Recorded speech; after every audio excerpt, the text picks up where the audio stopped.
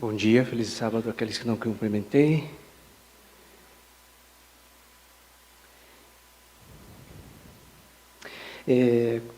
Como vocês sabem, eu sou professor já há 30 anos.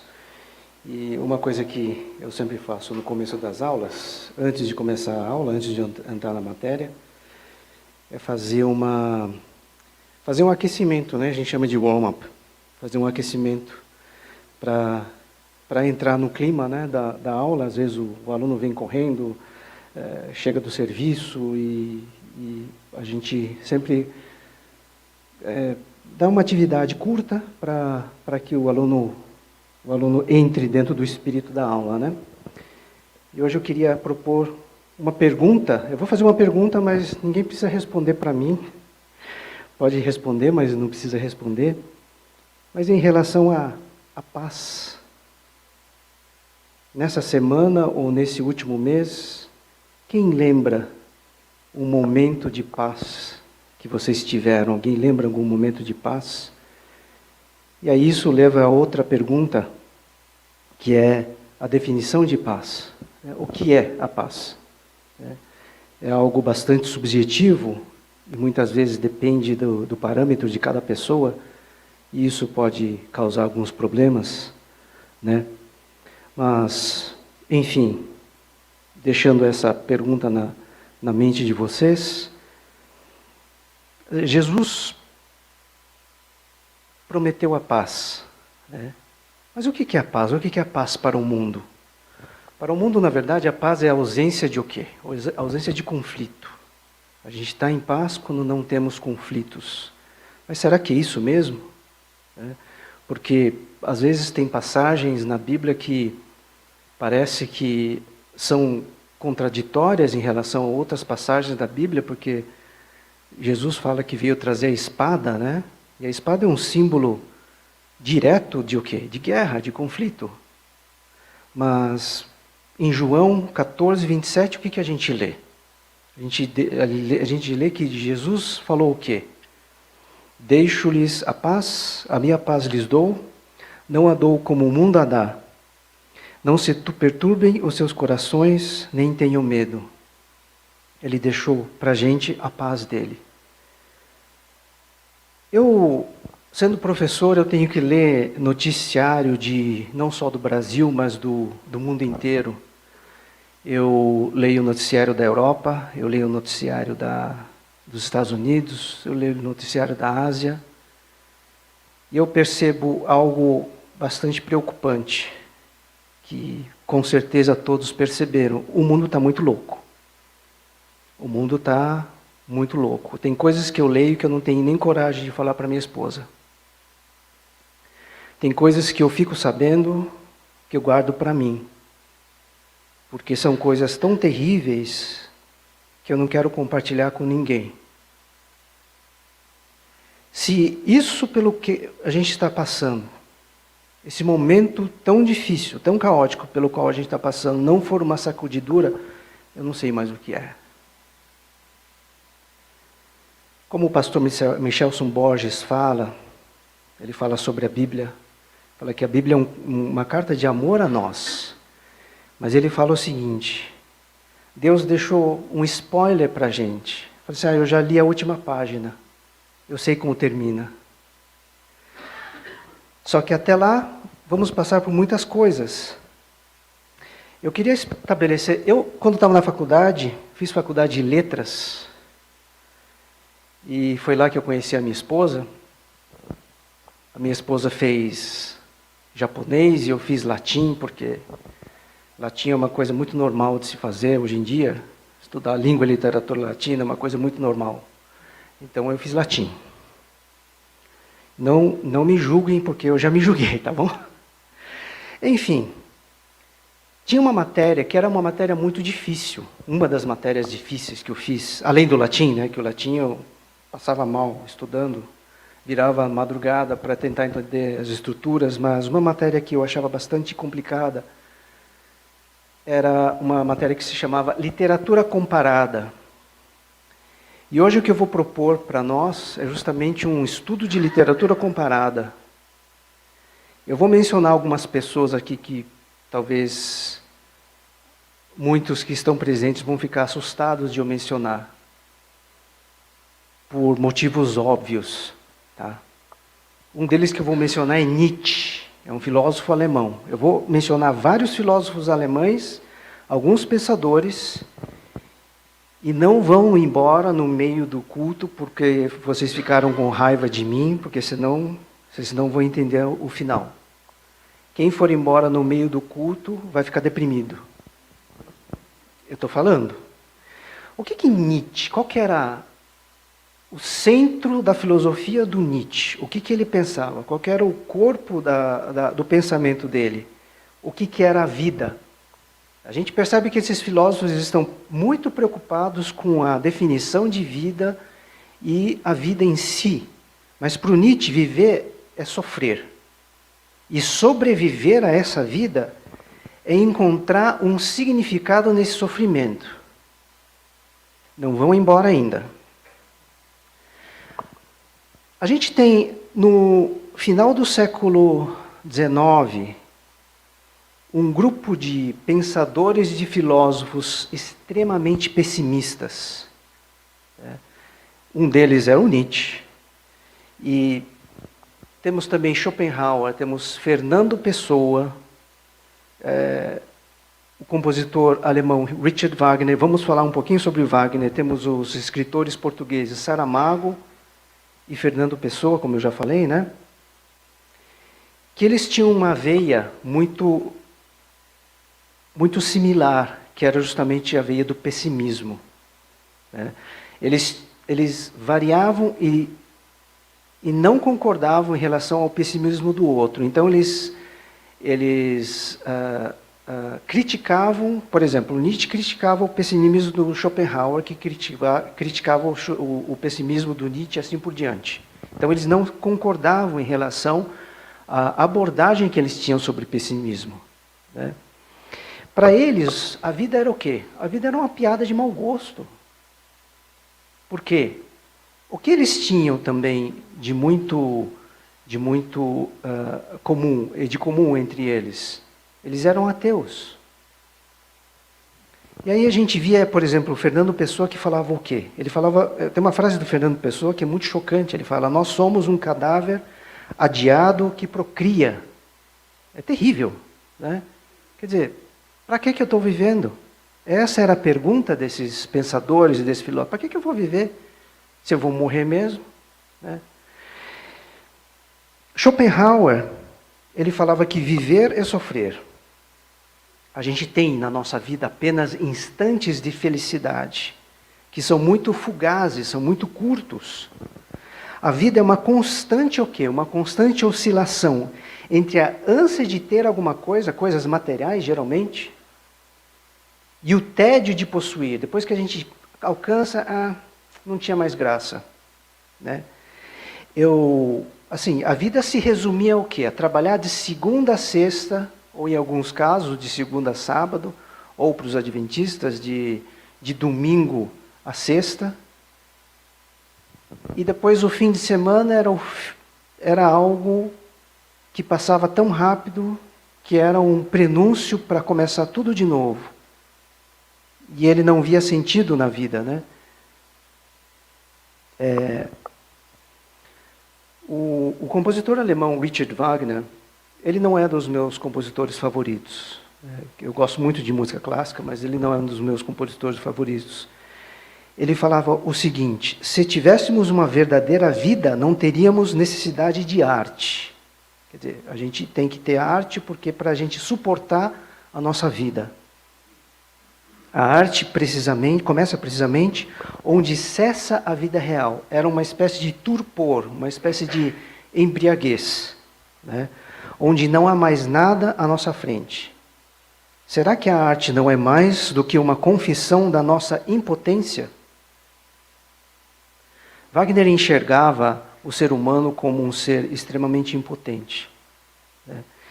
Resumindo todos esses pensadores que eu mencionei e mais alguns, qual era a premissa deles na vida deles? Não existe Deus, não existe céu, não existe eternidade, não vale a pena ficar perdendo tempo com a vida. pois a vida em si é uma tragédia. Não vão embora ainda. Partindo desse pressuposto que eles colocaram sobre a vida, eu concordo ou não concordo com eles? Eu tenho que falar que eu concordo com eles. Se você tirar Deus da fórmula, realmente não vale a pena. A vida não tem significado. Então tem uma afirmação que fala que a ignorância é a alegria. Quanto menos você sabe, é melhor. Né? O Schopenhauer fala exatamente isso. Quanto mais claro é o conhecimento do homem, quanto mais inteligente ele é, mais sofrimento ele tem. O homem que é dotado de gênio sofre mais do que todos. Dinheiro é como água do mar. Quanto mais você toma, maior é sua sede. Eu vou contar uma coisa que aconteceu com meu pai. Meu pai era cientista, meu pai era físico. E ele entendia muito de muitas coisas, né? Ele entendia, inclusive nos últimos 20 anos da vida dele, ele resolveu estudar um pouco de medicina, apesar de físico, porque ele queria entender alguns processos físicos que aconteciam no corpo. E com isso ele acabou ajudando, inclusive, hospitais e estudos científicos na área da medicina também. E o meu pai, quando ele ficou internado no hospital, ele entendia muita coisa que estava acontecendo já no corpo dele, e ele entendia processos químicos, físicos e científicos, né? E ele, com isso, ele sofria mais mesmo. Ele realmente sofria mais, porque ele sabia exatamente o que estava acontecendo. E aí eu virava para minha irmã, eu dava risada, eu falei assim, nossa, o pai, ele não consegue descansar mesmo, né? Porque ele fica muito preocupado com o que os outros estão fazendo. Ele sempre falava que ele tinha mais medo na vida era de ficar na mão de médico e de enfermeiro. Porque ele falava que eles não entendiam o processo científico, né, do corpo. Então ele sofria. Quem sabe, eu não sofreria nem um pouco, porque eu não entendo nada do processo que ele me explicava. Mas enfim, a gente às vezes pensa que a ignorância é uma bênção, né? Um médico, por exemplo, que tem que ser operado, ele vai sofrer muito mais do que eu, que não entendo nada sobre operação. Ele sabe o que vai acontecer com o corpo, ele sabe como o corpo vai reagir, ele sabe o que pode dar errado, né? Caso de infecção e assim por diante, né? E o Schopenhauer fala também além da preocupação, quando a gente sabe sobre o processo, a ânsia de ter, né? É um outro ponto que ele menciona, a ânsia de ter coisas na vida, a ânsia de ter objetos, ou mesmo de alcançar a felicidade, né? Muitas vezes, a gente só ama aquilo que a gente ainda não tem, ou que a gente ainda não conseguiu ter, né? Um amigo meu contou um caso muito... chega a ser irônico, né? Porque é uma pessoa um amigo dele que... O sonho dele era ter uma Ferrari, era ter um super carro. Era uma pessoa que tinha um emprego bom, e ele trabalhou para isso. Ele trabalhou muito, e ele conseguiu comprar uma Ferrari usada. Só que daí o que aconteceu? Quando ele ia na casa do amigo dele, de algum amigo dele, ou ia em algum lugar, ele estacionava o carro, muitas vezes não dava para estacionar em estacionamento, e alguns estacionamentos não aceitam carro importado, porque o seguro não cobriria. Então ele tinha que parar na rua. Aí o que acontecia? Ele ficava uns 15, 20 minutos na casa do amigo e ia embora, porque ele tinha medo que o carro dele fosse arranhado, que fosse roubado, ou que fosse danificado. E vocês sabem que só a pintura, a tinta daquele carro, precisa ser mandado lá da Itália. É uma tinta especial, né? Precisa ser mandado lá para Pininfarina, precisa pedir a tinta para que sejam feitos os retoques aqui no Brasil. Então ele não conseguia ter paz mais com aquele carro. O que ele fez? Depois de 3 meses ele vendeu o carro. Ele falou, não aguento mais ter esse carro. É uma dor de cabeça que você não faz ideia. A gente só pensa no carro. É uma prisão. Muitas vezes nós acabamos com a nossa vida buscando a felicidade. A gente busca tanta felicidade que acaba sofrendo mais ainda, né? Porque a gente coloca a felicidade nos lugares errados. Agora, algo bastante chocante é que, se a gente for para o livro de Eclesiastes, hoje eu vou falar um pouquinho sobre o livro de Eclesiastes. O livro de Eclesiastes é um livro difícil.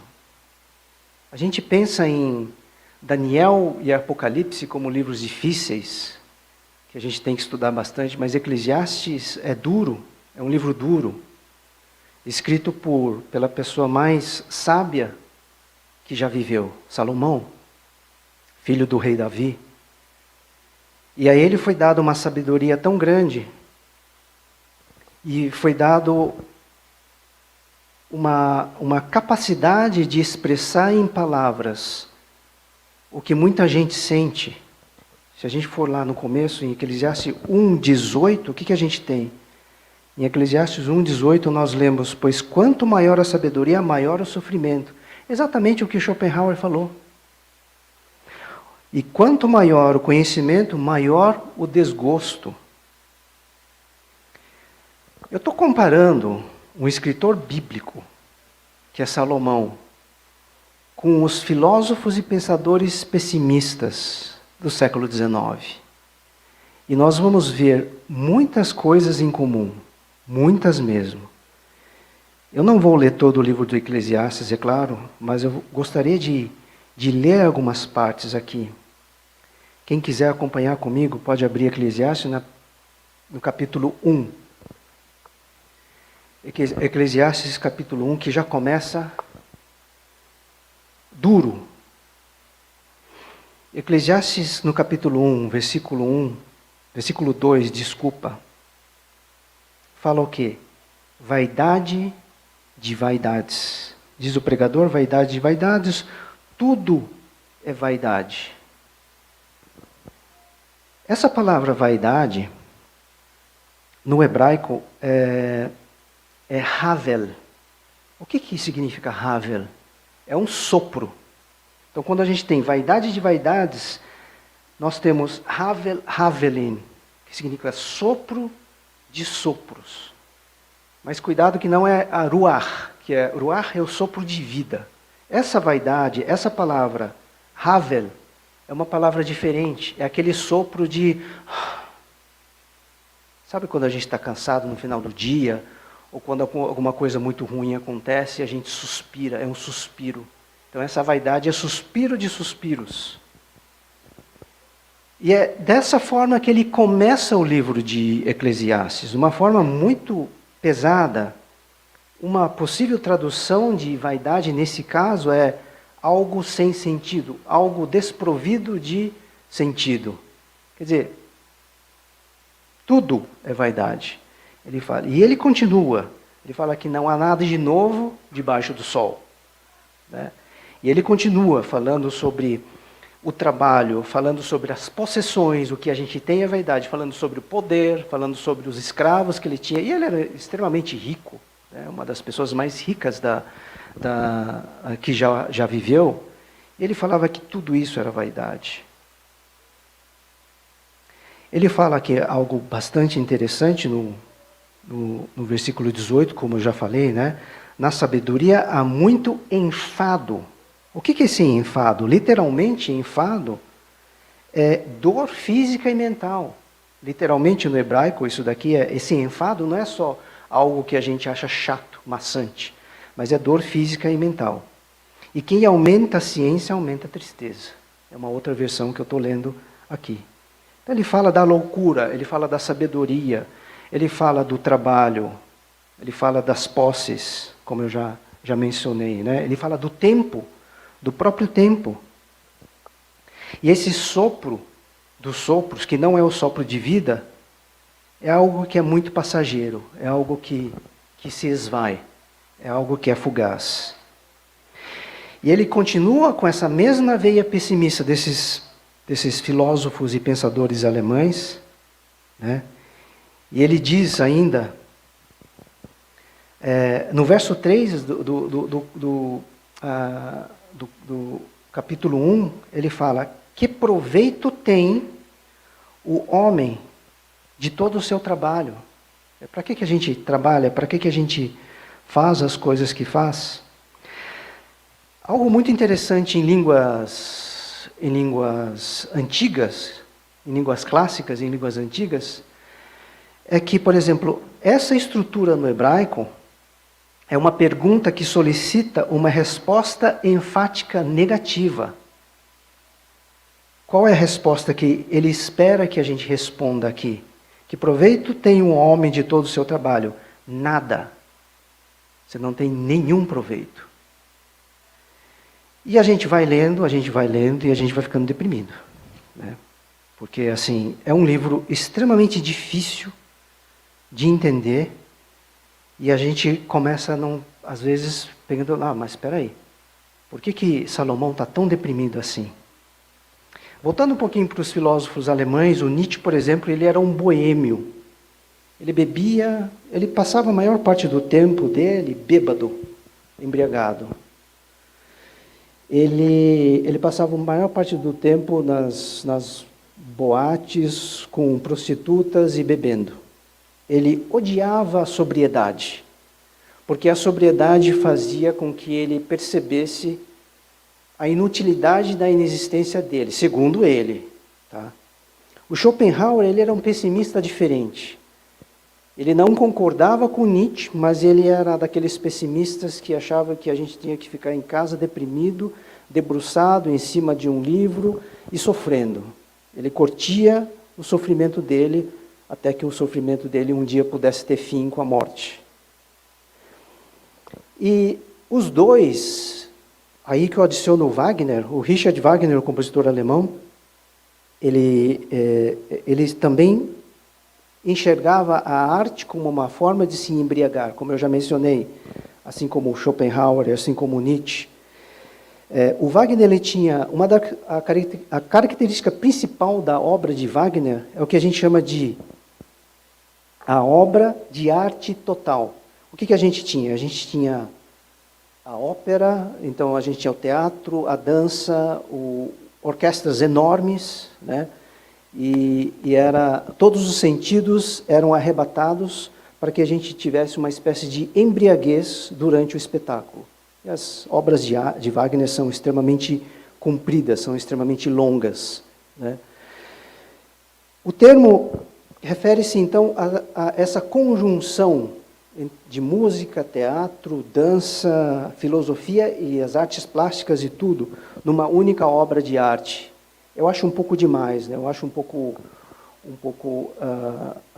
eu acho demais. Eu não tenho muita paciência, para falar a verdade, com Wagner, né?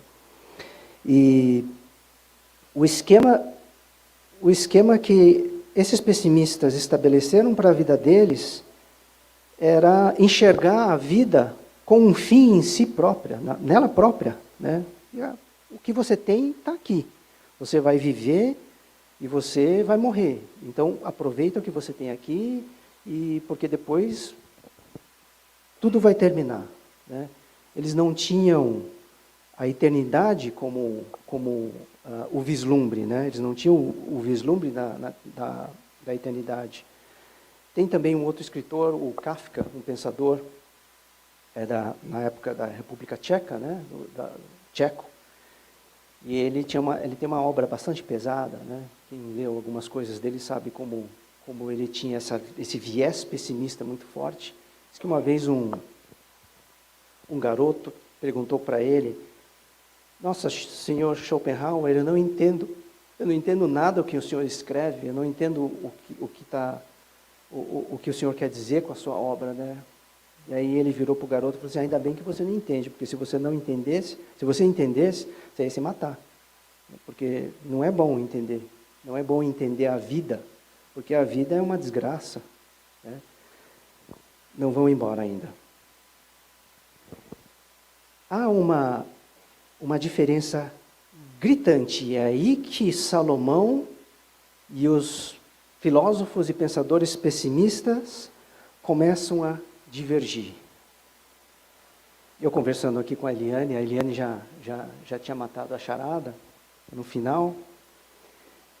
Eu gostaria que vocês abrissem a Bíblia em Eclesiastes 12, bem no final, último capítulo, Eclesiastes 12.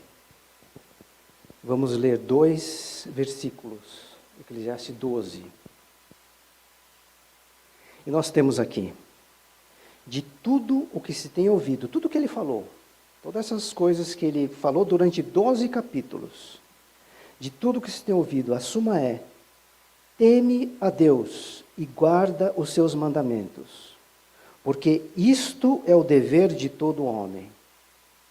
Porque Deus há de trazer a juízo todas as obras, até as que estão escondidas, quer sejam boas, quer sejam más. Aí a gente lava a alma, né? Porque a gente lê Eclesiastes e a gente fala, opa, peraí, será que Salomão concordaria com os filósofos pessimistas?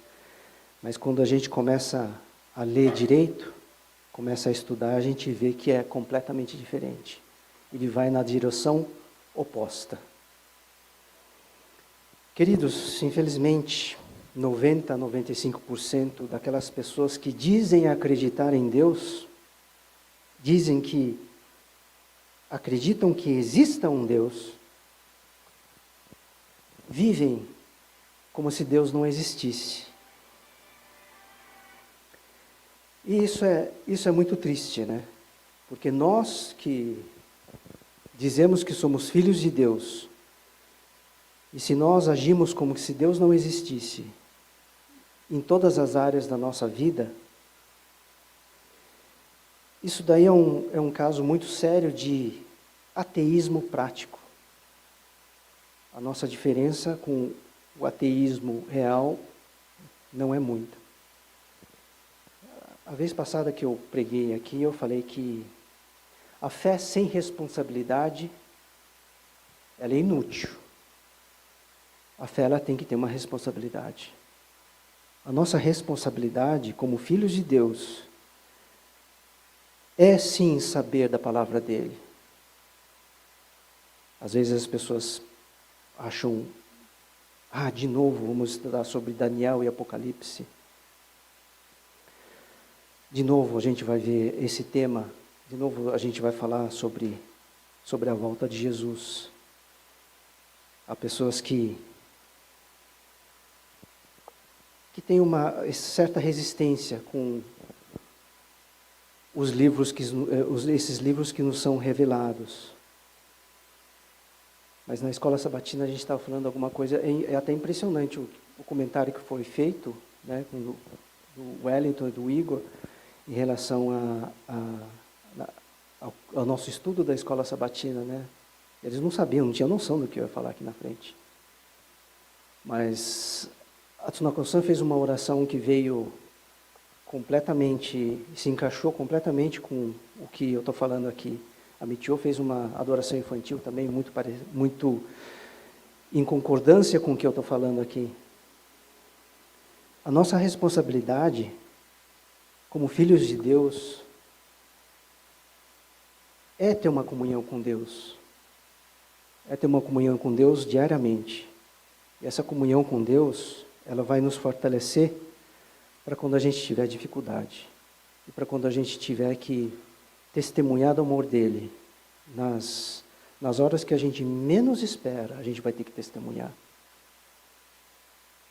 E na hora quando estiver chegando a hora de Cristo voltar, nós vamos ter claramente na nossa mente a palavra que Ele colocou no nosso coração. Porque Ele prometeu que vai colocar a lei dEle no nosso coração. Por enquanto nós temos a Bíblia. Mas se com todos esses eventos, como eu mencionei, que estão acontecendo no mundo inteiro, eu acho que eu sei mais coisa do que eu gostaria de saber, às vezes, do que está acontecendo no mundo. Ontem, cheguei a falar para Eliane, eu estava preparando o sermão. E ontem eu fiquei um pouco deprimido, por várias coisas, por vários motivos. E graças a Deus, Deus me levantou com a oração de algumas pessoas para quem eu pedi oração, com a oração da minha esposa, porque ontem eu estava desanimado por conta de algumas coisas. Mas eu já falei isso aqui uma vez, algumas vezes talvez. Hoje de manhã, quando eu fui terminar de revisar o sermão, e eu peguei a Bíblia, eu senti uma alegria muito grande. Eu senti uma alegria muito grande porque eu sei que toda vez que eu abrir a Bíblia e eu orar, e eu ler a Bíblia, Deus vai me trazer uma mensagem muito boa. Às vezes Ele me dá bronca. Aliás, Ele me dá bronca quase todo dia. Deus dá bronca na gente. Às vezes a gente não ouve. Talvez a maior parte das vezes a gente não ouve. A Bíblia ela tem mensagens muito fortes. A Bíblia tem mensagens que são difíceis de ouvir. E a gente pede transformação, mas a gente não quer transformação. A gente fala que entrega as coisas para Deus, mas a gente não entrega as coisas para Deus. E isso é impossível da gente fazer se a gente não tem comunhão com Ele. E a comunhão com Ele tem que ser diária. Assim como a gente come todos os dias, bebe água todos os dias, nós temos que ter comunhão com Deus todos os dias. Platão falava que temos sempre o desejo permanente daquilo que nos falta. Por exemplo, algo muito importante para o nosso corpo é potássio, vitamina C, magnésio, né? Temos algo muito importante, coisas muito importantes na natureza, que temos nos alimentos, que temos na natureza, que quando nós consumimos, nós suprimos essa falta. Agora, se a gente for pensar nos filósofos pessimistas, os pensadores pessimistas, eles sentiam falta de alguma coisa que eles acreditavam que não existia, que era Deus. Como que eu vou, por exemplo, eu tenho falta de vitamina C, ou eu tenho falta de potássio, mas eu não acredito que o potássio exista. Então, eu estou lascado, né?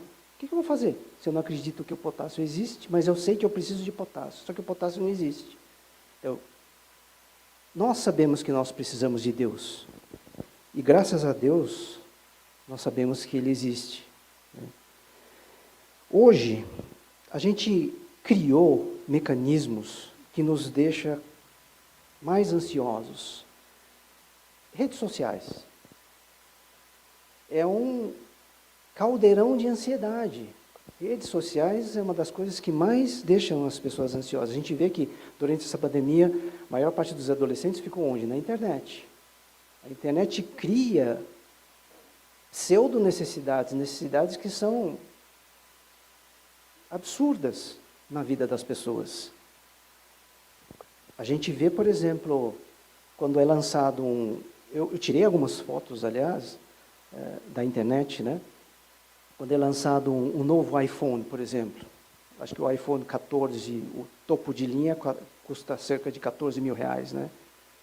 Um pedaço de metal com plástico, com um pouco de vidro, que custa 14 mil reais.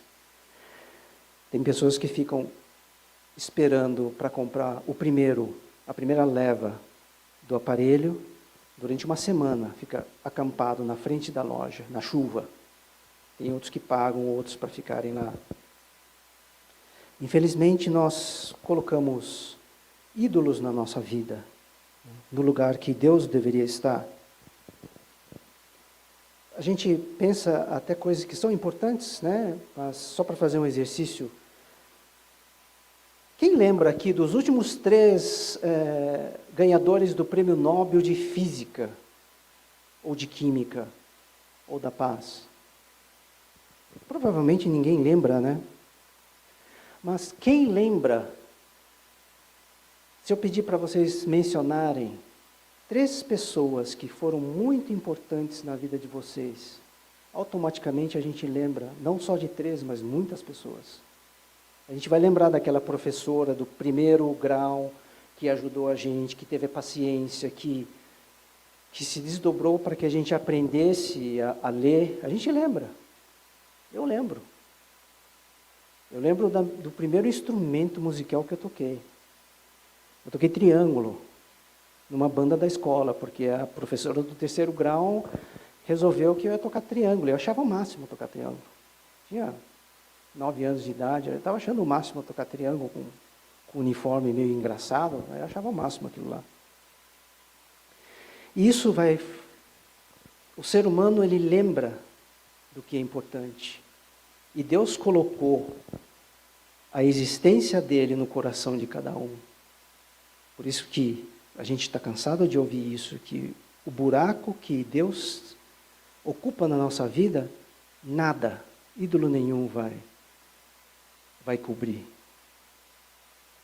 A gente está em época de Copa, né? A gente está numa época que os ídolos estão mais em evidência, né? Mas depois passa a Copa. Quem está celebrando o 5º campeonato do Brasil? O pentacampeonato? Ninguém está celebrando. A gente está querendo o próximo. A gente sempre quer, almeja, tem ânsia por aquilo que a gente ainda não conseguiu. Aquilo que a gente ainda não alcançou. Né? Mas como eu já falei algumas vezes aqui, Deus não criou a gente para a gente ser parecido com o Neymar. Nada contra o Neymar. Deus não criou a gente para a gente ser parecido com o ídolo que for. Deus criou cada um de nós a sua imagem e semelhança. Com o pecado a gente se desviou. Mas Deus faz de tudo, e o céu faz de tudo, para resgatar essa imagem em cada um de nós. A gente só tem que ter comunhão com Ele. Vai ser fácil? Não, é impossível. É impossível a gente ter a imagem de Deus resgatada em nós. Eu sempre falo, não é difícil, é impossível. Mas a gente viu aqui o que Salomão falou: teme a Deus e guarda os seus mandamentos, porque isto é o dever de todo homem. Nós temos aqui na Bíblia exemplo de pessoas que fizeram de tudo, mas de tudo mesmo, para que a palavra de Deus fosse espalhada.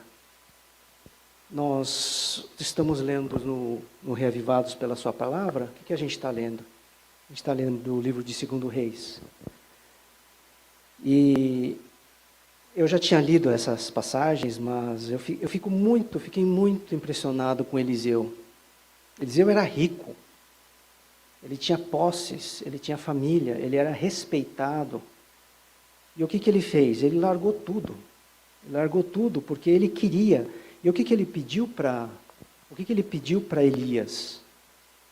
Ele pediu uma porção dobrada do Espírito. O que significa uma porção dobrada, triplicada? Não. O que era uma porção dobrada? Se um pai tinha 2 filhos naquela época, e ele fosse dar a herança para os filhos, em quantas partes ele ia repartir a herança? Tem 2 filhos. Em quantas partes ele ia repartir a herança? 3 partes. Por que 3 partes? Uma parte para o filho mais novo e 2 partes para o filho mais velho. Porque o filho mais velho é que ia dar continuidade. O que Eliseu estava pedindo para Elias naquele momento, quando ele pediu uma porção dobrada do Espírito? Ele falou assim: me faz o principal representante, quando você for, eu quero ser o representante de Deus aqui na terra. A vida de Eliseu foi fácil depois que ele se tornou representante de Deus? Não, foi pior ainda, piorou. O que ele fez quando Eliseu fez o chamado para ele? Ele estava com as juntas de bois, né? Ele estava lavrando a terra, ele tinha muita terra, ele tinha posses, ele tinha os bois, muitos animais. Ele matou os animais, ele ofereceu um banquete, e o que ele usou para queimar os animais? Os aparelhos do arado, os aparelhos que ele usava para cuidar da fazenda. Ele estava entregando tudo nas mãos de Deus. Ele estava entregando tudo. Ele entregou tudo, de fato. A família dele, ele entregou o trabalho dele, o dinheiro que ele tinha. Então, e Elias falou assim, você está me pedindo uma coisa muito difícil. Não sei se Deus vai aceitar, passar tudo isso para você. Porque Elias sabia que era duro, ia ser duro. Dali por diante, se Eliseu recebesse o ministério de Elias, ia ser muito duro. Mas Eliseu tinha muita convicção. Por que ele tinha convicção? Porque ele conhecia o Deus que ele servia. Ele conhecia de onde ele vinha. Ele sabia de onde ele vinha e ele sabia para onde ele queria ir. A mensagem de hoje é uma mensagem muito dura, para mim mesmo. É uma mensagem que me coloca na parede e que algumas vezes, ao ler a Bíblia, eu já fiquei um pouco assustado. Eu achava que eu só ficaria assustado com Daniel e Apocalipse. Mas a palavra de Deus, ela é muito coerente, muito coesa. E se nós estudarmos de verdade, e eu volto a falar o que eu falei no sermão passado, experimentem estudar, experimentem ler passagens repetidamente. Leia hoje a mesma passagem, amanhã e assim por diante. Nós começamos a enxergar coisas que a gente não enxergava antes. E Deus começa a incomodar. O Espírito Santo começa a nos incomodar. Outro dia eu falei até comentei com alguém, aqui da igreja mesmo, eu falei, eu não posso mais ler a Bíblia, porque tudo que eu leio me incomoda. Me incomoda porque mexe com a minha própria personalidade, mexe com o meu próprio caráter.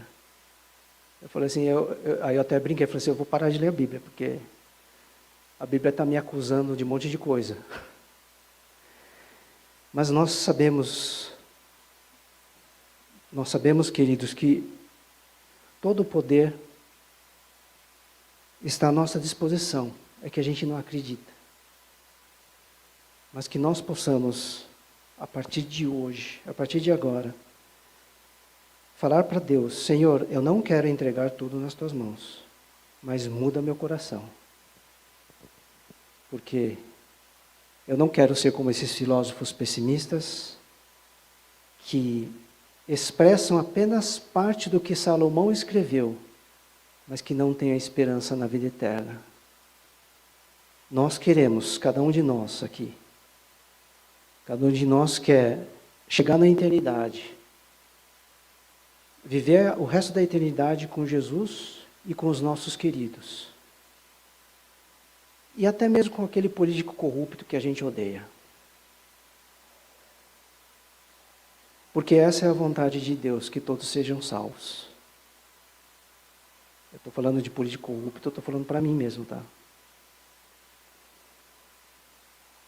Que o Santo Espírito de Deus possa habitar em cada um de nós, reavivar a nossa vida, restaurar o que tem que ser restaurado. E que possamos viver a serviço do nosso Mestre, a serviço de Jesus, até que Ele volte. Que possamos voltar para casa. Amém.